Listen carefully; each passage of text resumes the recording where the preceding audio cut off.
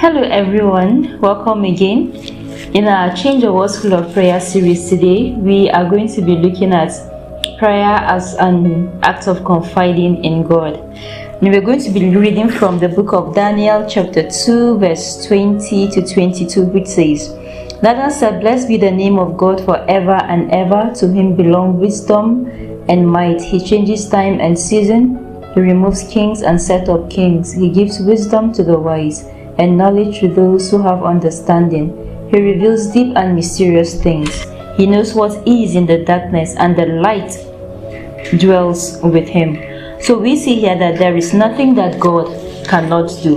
There is no situation that is impossible for God to change. There is nothing that is too big for him to do.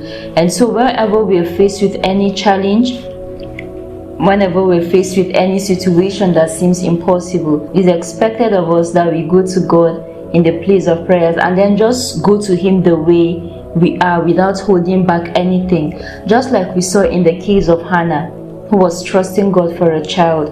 When she went to God in prayers, she wasn't trying to hide her feelings from God, but then she poured out her heart completely to God in the place of prayer, to the point that she was mistaken for someone that was drunk at that moment.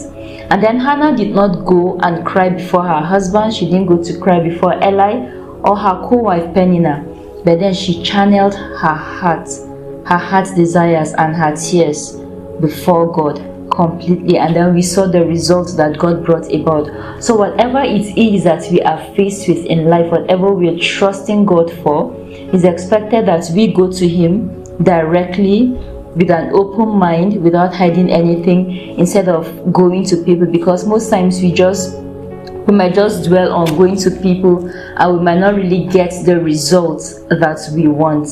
And so when we go to God in prayers, we confide in him. God is not a man that will judge us the way other people will judge us, but what God does is to see our hearts and then to give us the answers that we seek in accordance to his will. And then in the third lesson, we were able to see that we get strengthened in the place of prayers. The more of God that we get to know, the more God reveals himself to us. The more of God that we know, the more strengthened that we become. And then we can only get to know more of God when we create a solid relationship with him, which we do in the place of consistent prayers.